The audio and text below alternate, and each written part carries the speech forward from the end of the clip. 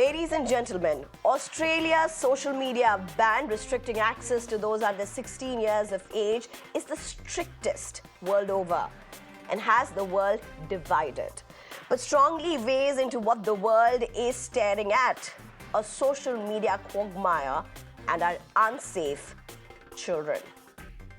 Australia is looking at age verification measures to restrict access under 16.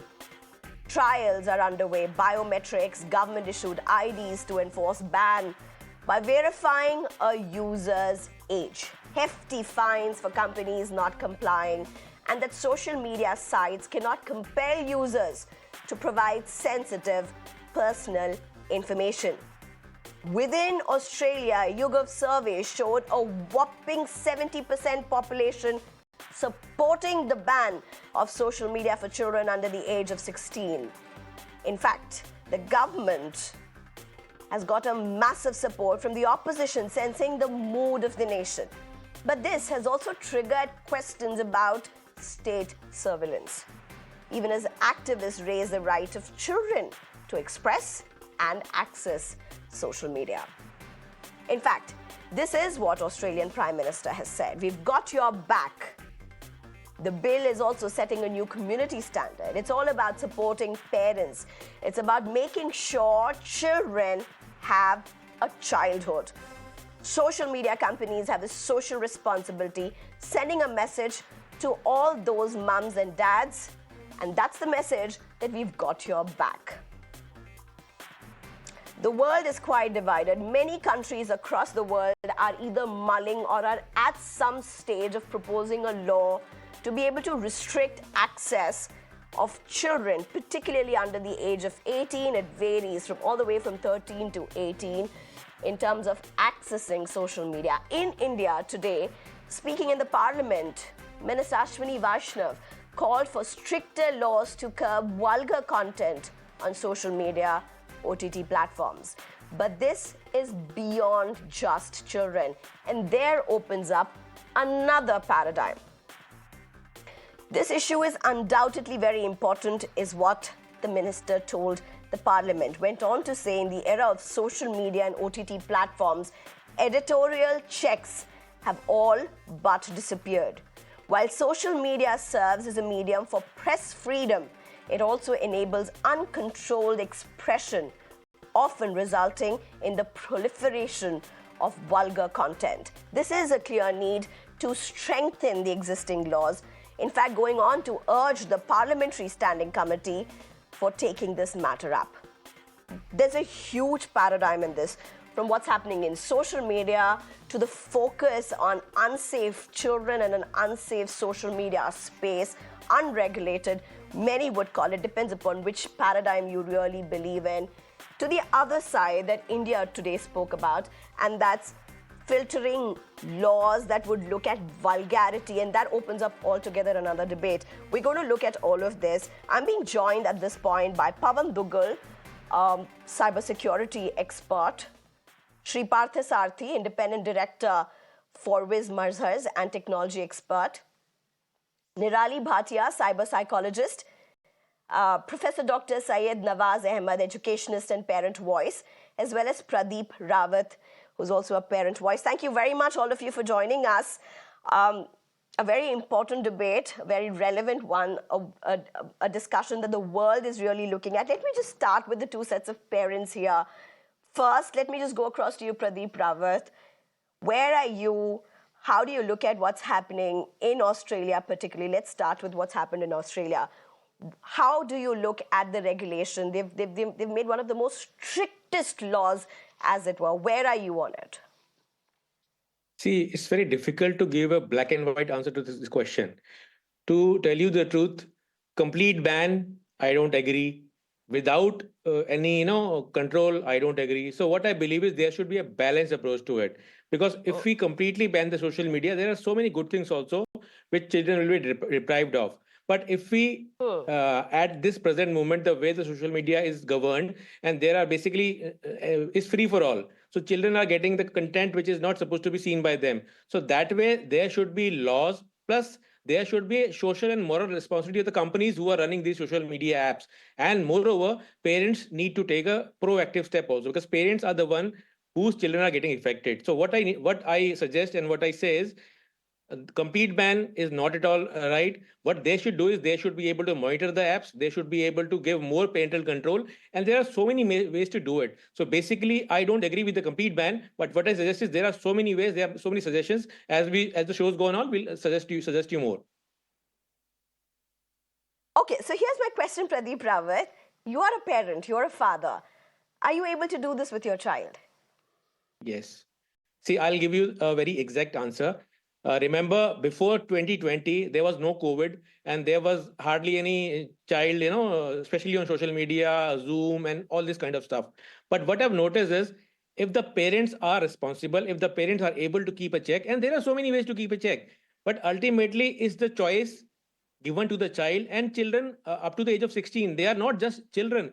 They also need a space. They also need some kind of independence, provided that independence is not used, and parents can kind of take a control over what they do. And there are so many ways to do it. I mean, when you are giving an app to a child, you are basically opening the door for the world to him. It's up to you, it's up to your child what he wants to see and what he doesn't want to see. And if apps are made more responsible, there are stringent laws, then they will also be responsible. The content will be not shown to children. So ultimately, I, being a father of two children, my son is in So class my 10th, my question, daughter is Pradeep in Rawat, I'm class going to 10th. repeat this I don't again mind. before I go to the other parent on board. Pradeep Rawat, so as a parent, do you think you are able to protect your child enough, and you're able to regulate and look into and monitor your child on the social media? Are you happy with the space where you are with your child?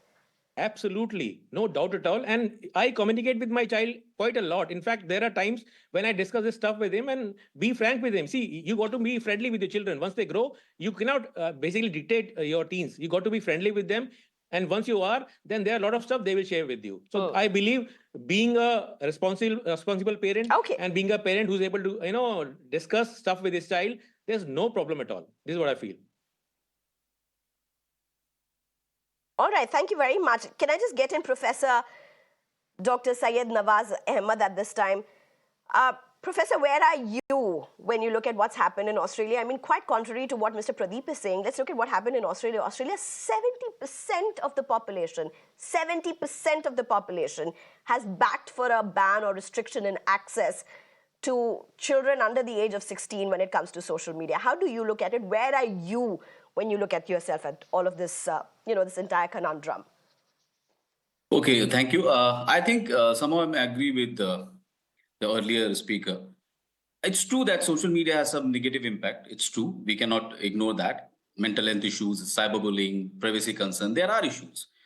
But banning access, I think it's not a solution. Because banning everything, I think in India, banning everything is not a solution.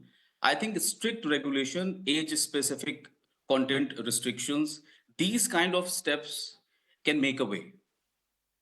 मुझे ऐसा लगता है कि like we have ban TikTok earlier but there are many apps जिसके ऊपर हम जाकर access कर पा रहे हैं सबसे बड़ा इशू ये है कि अंडर 16 और अंडर 18 अगर हम बैन करते हैं तो क्या ये पॉसिबल है कि हम इंटरनेट बैन करते हैं we are not banning internet we are banning some platform OTTs are there.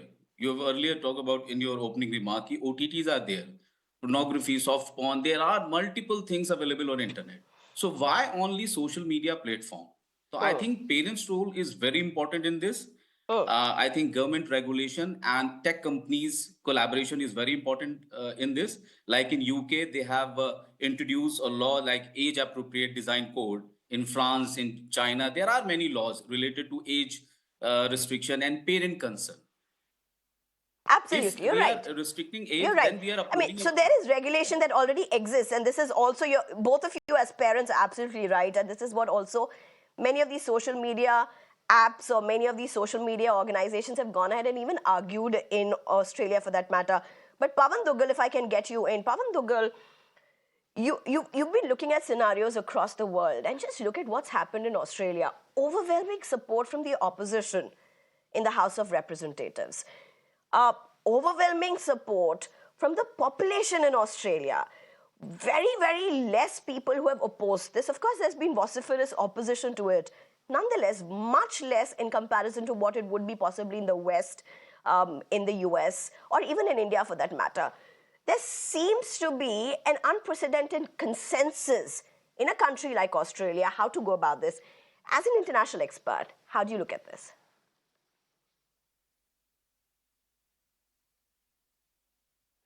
Well, I look at it as the emotional call of a population that's distressed to see its young minds withering away in the onslaught of social media. The fact is, almost every parent today wants that his child needs to be protected from the ill effects of social media. And therefore, that overwhelming support in Australia is a manifestation in that regard. But when we start beginning to ask ourselves the question, the idea is utopian, but how do you implement that idea? And how do you ensure that children will make sure that they will completely comply with the ban? That's a $1,000,000 question. Why? Because it's human nature. The moment you tell children not to do a particular thing or not to go in a particular direction, they make all the efforts to make sure that they do that particular thing or go in that particular direction. In that particular regard, I expect that this kind of a ban is likely to be seen more in terms of its breach rather than in terms of its compliance, because trying to enforce this ban in today's 21st century is going to be a Herculean task. First and foremost, this ban is put in a siloed approach, as it forgets to find out that it's living in a world which is full of virtual private networks and variety of other technologies which allow you to bypass these kind of bans. So in a scenario like this, I'm going to expect far more usage of virtual private networks so that this ban can potentially be bypassed. Also, though these stringent measures could be invoked against the service providers themselves see this particular ban as counterproductive. Why? Because children are a big chunk of the users on the social media platforms. And to a large extent, it can also be seen as an element that's going to prejudicially impact the full development of the mind of children. Because if they are not going to be exposed to social media before 16 and after 16 they are exposed to the water gates are opened up, then clearly they will not have the ability how to balance their responses to what they see in terms of onslaught of information on social media. So it looks a kind of stuff. But it's a sociological phenomenon. It's also a legal problem. It's an enforcement problem. It's a technical problem. And while we can all sing from the heart, the brain tells us that it's going to be increasingly difficult to implement what the heart is telling you. In fact, just to take that forward, Sri Parthasarathi, if I can get you in. I mean, look at what Australia is doing. And I'll move to the other countries in India as well, get the Indian context as well, and the psychological stakes at this. But Sri Parthasarathi, look at this entire picture, entire gamut of what's happened in Australia. One of the major ways of how they are planning to do this is to ensure that you have biometrics, you have IDs, government IDs that would then be able to regulate, screen people for their age. Basically, an age verification based on government documentation. Senate in Australia has gone ahead and said this is problematic. However, this is going to be passed. Now, huge concerns about where does parental control vis-a-vis protection of children in a country like Australia or any country stand with respect to a state surveillance. Sure. I think as some of the previous speakers have spoken about it, I think it's a complex issue. There are risks and there are also advantages of having social media, right? And it is any technology that you use today. For example, if you take nuclear, there are the pros and the cons of nuclear, but we continue to use. And similarly, if you look at what we are talking about, addiction, academic impact, and those kind of things that can happen, I think cigarette smoking is very injurious to health. But is it banned? It is not banned. It's still available, but there are restrictions, governance processes to manage it. Same thing with drinking. So I think while Australian government is going with the overwhelming response of 70%, where they're looking at putting all of these particular constraints in terms of restricting access to social media, I think they could use the same thing to actually regulate social media much better in terms of putting stronger age verification. Second is content moderation and content, what content can be served to the young citizens of their particular country. Third is essentially work with the social media companies to further police and further moderate a lot of these particular channels so that the right levels of usage is going to happen. Screen time and all of these. There are enough kinds of restrictions and constraints that are available today on social media that can be imposed. But it's a question of having the right governing framework, making sure that the social media companies are implementing it. Third is essentially pushing it down to the citizens. And I think last but not the least, significant responsibility on the parents. I think the responsibility is on the parents in terms of managing all of this. Where do these particular children get the phone or intelligent phone or those kind of thing to download these particular apps?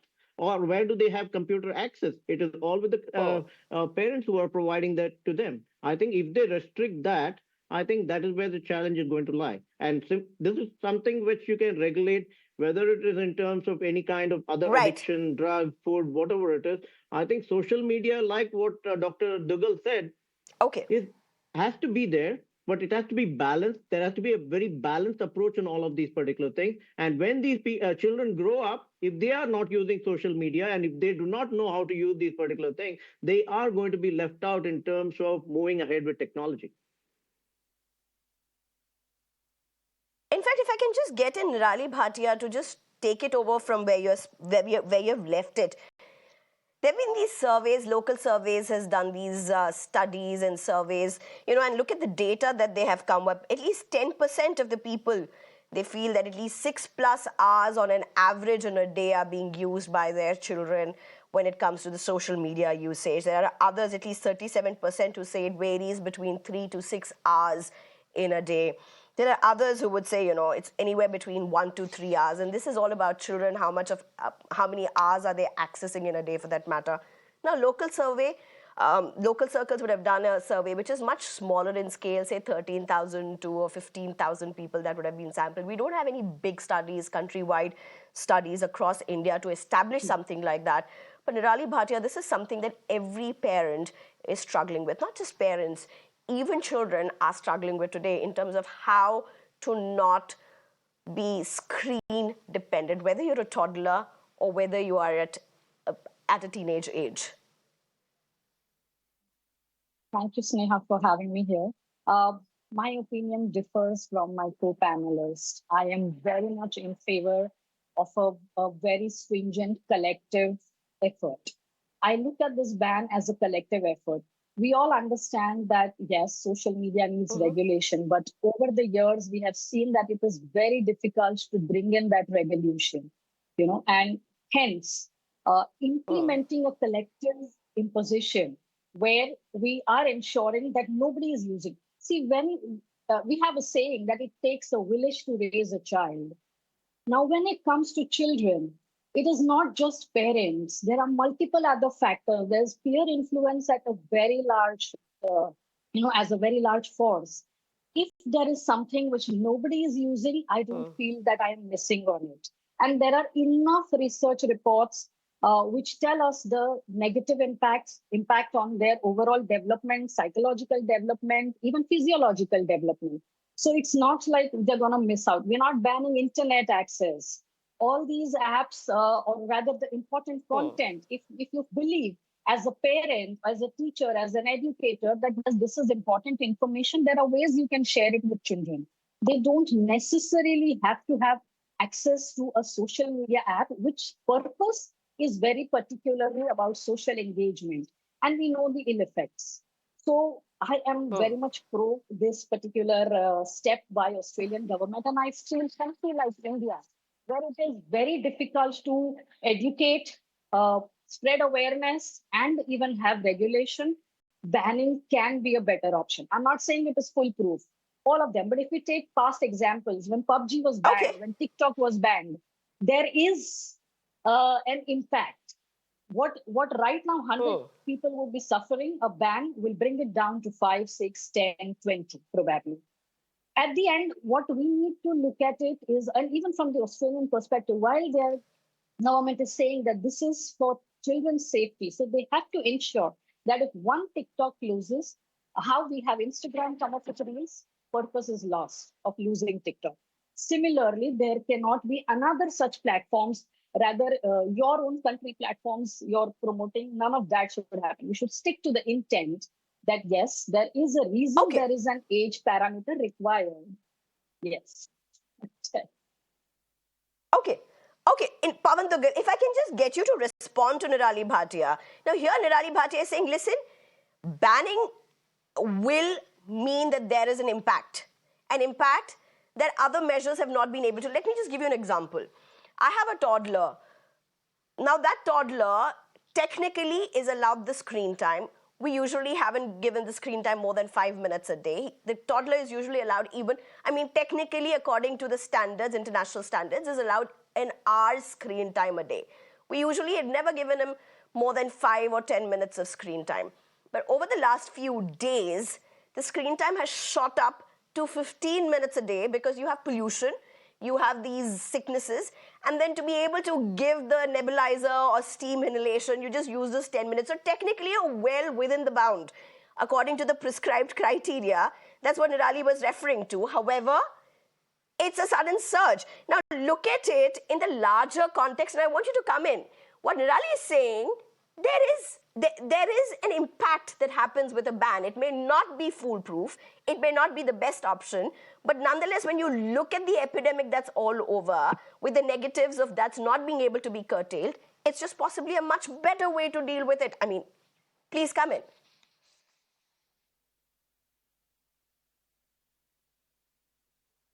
Well, if a pigeon wants to close his eyes and expect that the cat is not there, then that's the pigeon's fault, not the cat, because the cat will go ahead and eat the pigeon. If you want to close the eyes to sun at midday and think it's midnight, then it's your fault, not that of the sun. I think the same analogy applies in the Australian context as well. You are talking of banning the access to social media.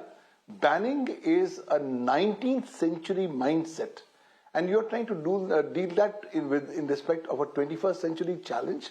That's definitely not going to work. On the contrary, you're very soon going to become a kind of a potential target for mocking by other players who will say, look, hey guys, at least remember that whatever laws that you're passing up must be in sync with existing ground realities.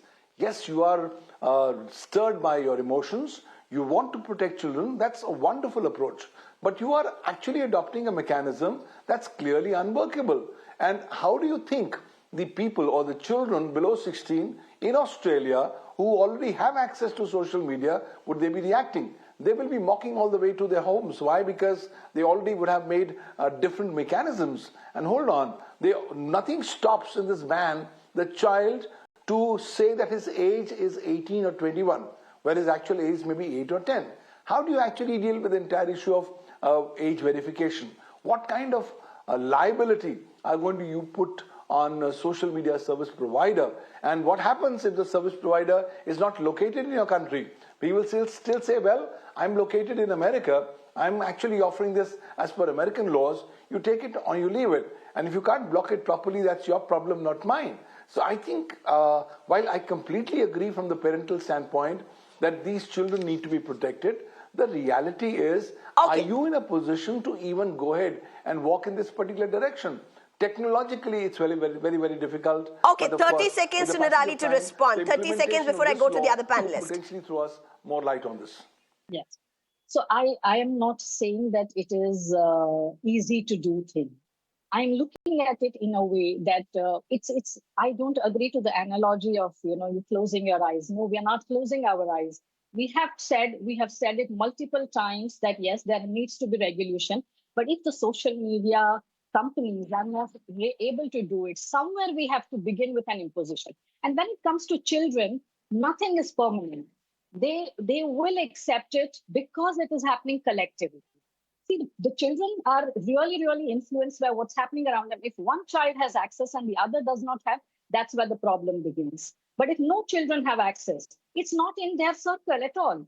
So right. they're not going to feel that I'm missing out. And important information can always be shared by parents and educators in a right context. All right.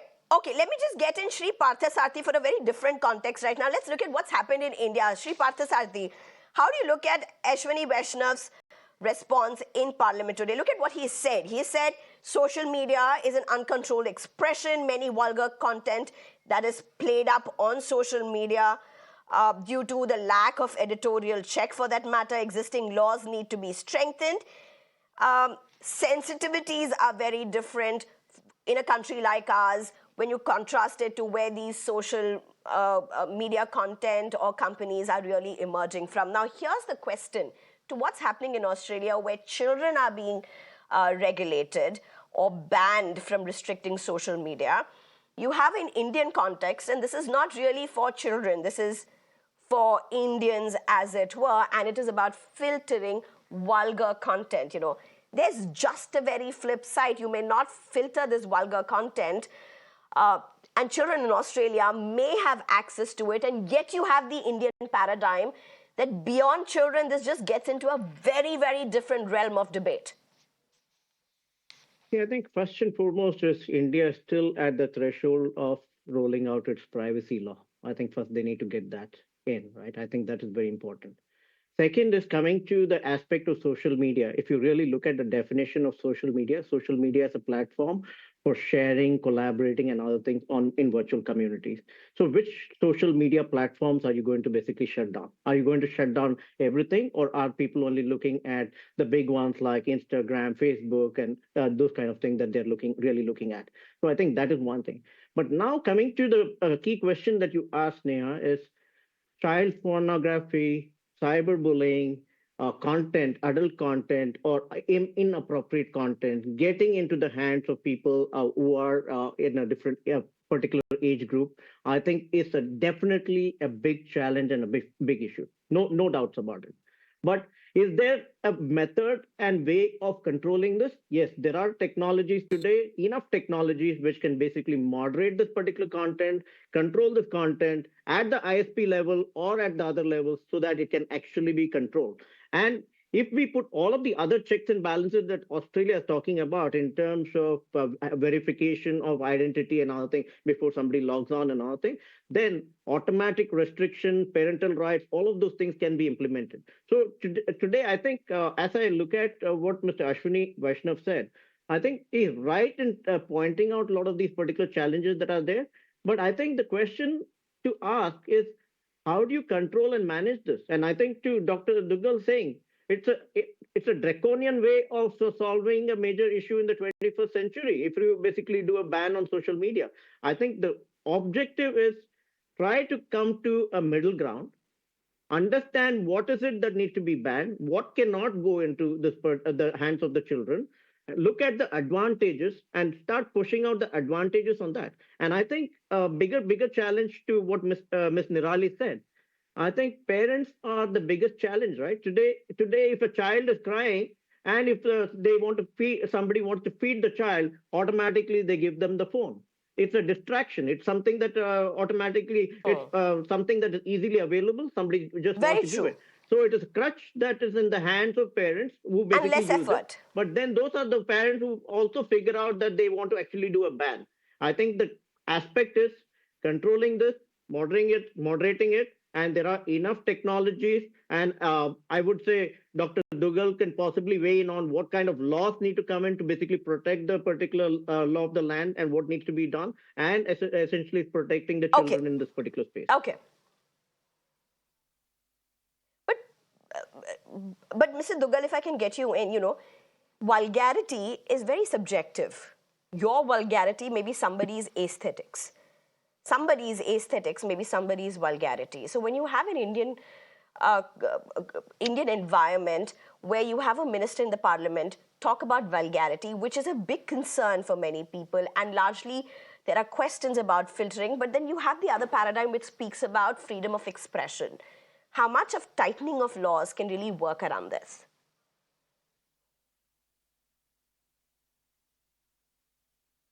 Well, clearly, we need to tighten up our laws. There's no denying the fact. Minister Ashwini Vaishnav is bang on target when he's highlighted these big concerns. Because in India, people believe that they can hide behind the cloak of anonymity on the internet, on social media, come up with fake accounts, and go ahead and do things with impunity, including publishing, transmitting obscene electronic content.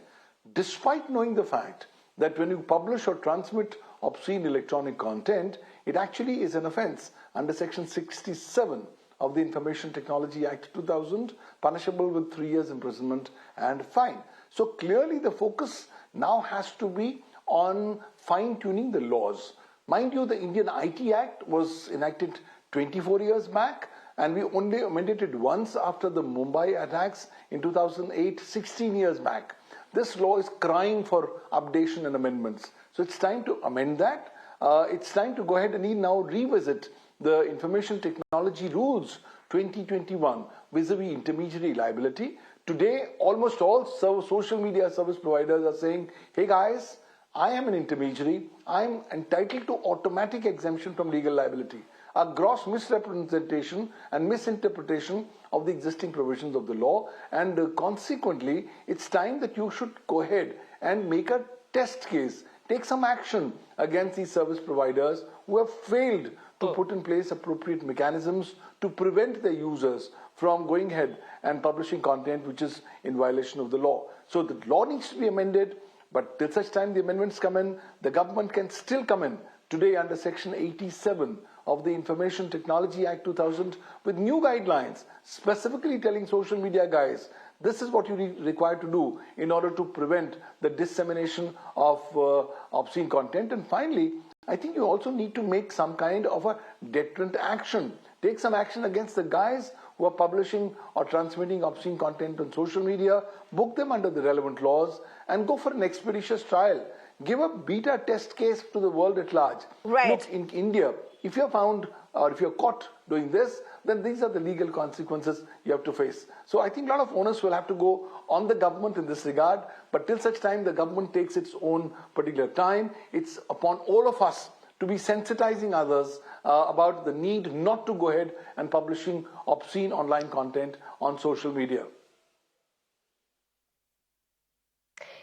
Publishing obscene online content on social media and sensitizing about it is one aspect. There's another aspect to it, and when you have artificial intelligence and sites that use artificial intelligence to just gather information which is all out there on social media. I mean, it might be my colleague's child's picture that has been posted on the Facebook with not the enough guards in place, and then you have it suddenly on AI. Because somebody has typed something that really fits that bill and that comes up in a very different format. That's really a threat as well. But Nirali, can I just come to you? The social cost of social media can't really be seen only in the negative. And that's where many would argue for the young, their expression, their freedom of expression, the way they engage with each other is a lot on social media, and is an inherent part of their personality as well. And in a world which is not disconnected geographically, is very much connected, how do you then say one country can access social media till there, the rest don't? While I completely agree that today social media has become a very integral part of children's lives too. And honestly, I also believe that no technology or no platform is good or bad. It's the purpose for which you use it.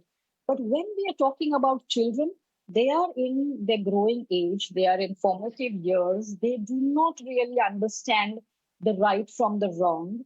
It is from their experiences. And hence we are seeing the cases where unfortunately it's impacting negatively more. If you look at the researchers, it shows that their actual social skills are deteriorating while only the digital social platforms are growing in number of views and stuff like that. And hence it is important that in order to shape them as better, once they are adult, once they have their entire brain development done by the age of 19 to 21, basically that's the period where our cognitive abilities are much better developed and stuff. is the time, let them make a choice. Again, I'm repeating that while we are banning the direct access to them, like, having an account in the child's name, it's not going to ban if a parent decides to create an account in their child's name with their age and stuff like that. So if there are cases where children are these young influencers, talented children who get the platform to showcase and stuff, if you have an adult managing it, it is different. What we are trying to block out over here is Right. the ill effects.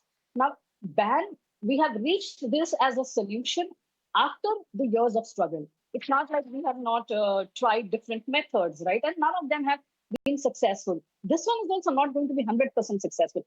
But I strongly believe that it will still have a larger impact.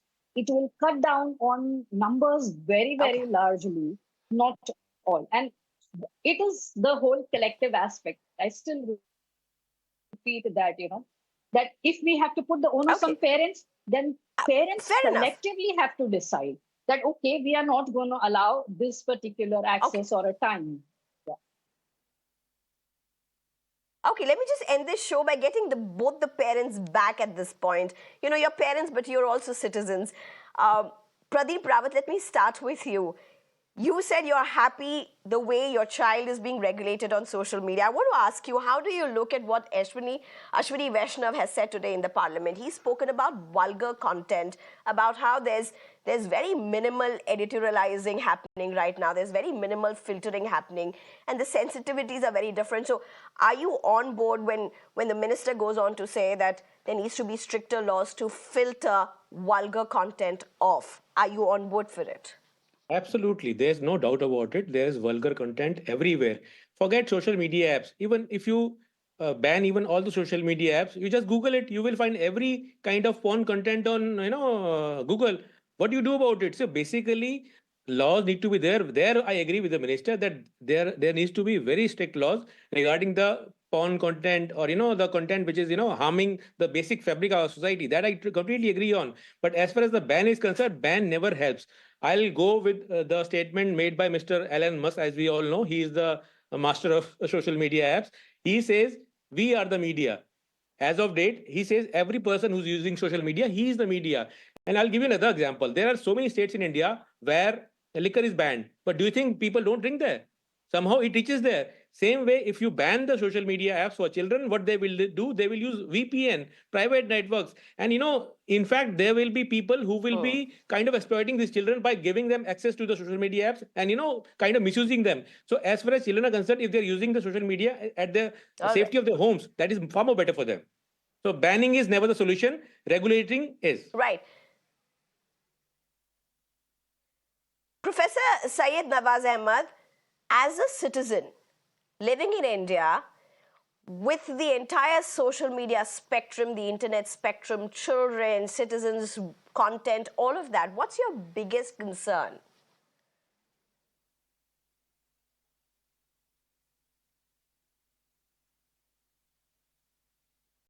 You'll have to unmute yourself, sir. Okay, I'm audible. I think my biggest concern is Yes, lack please, go ahead. of regulation and the strict implementation. Okay. पवन जी से मैं पूरी तरह agree करता हूँ. उन्होंने सही कहा कि अब वक्त आ गया है कि हमें अपने आईटी रेगुलेशंस को मॉडिफाई करने का जरूरत है, अमेंड करने की जरूरत है, क्योंकि कुछ और भी देश हैं जिन्होंने कुछ ऐसे इम्प्लीमेंटेशन किए हैं जहां पे टाइम स्पेसिफिक रिस्ट्रिक्शंस भी हैं, जहां पर एज स्पेसिफिक रिस्ट्रिक्शंस भी हैं, जहां पेरेंट कंसेंट रिक्वायरमेंट भी हैं, जहां पर ये भी है कि कितने बजे से कितने बजे तक किस एज ग्रुप के बच्चे वो कंटेंट देख सकते हैं. बट प्रदीप जी ने जैसा कहा कि ban is not a solution, because आप सिर्फ ऐप या सोशल मीडिया बैन करके you can not achieve anything, because curiosity उनको और कहीं ले जाएगी वो चीजें दिखाने में. आप घर में बैन करोगे, मिडिल क्लास इंडिया में मोस्टली बच्चा पेरेंट्स का फोन यूज करता है, उसके पास अपना फोन नहीं होता है at the age of 10, 12, 13. 10th के बाद या 11th के बाद उसको अपना फोन मिलता है. तो पेरेंट्स के फोन में तो ऑलरेडी वो सारी चीजें हैं. So how will you control access to that apps? So I think it's fair not point. about banning. We're totally out of time. Yeah, that's right. I think many would echo what you are saying, but the truth is, even as Australia has, many would say, taken a very extreme step, there are many countries mulling regulations at different levels.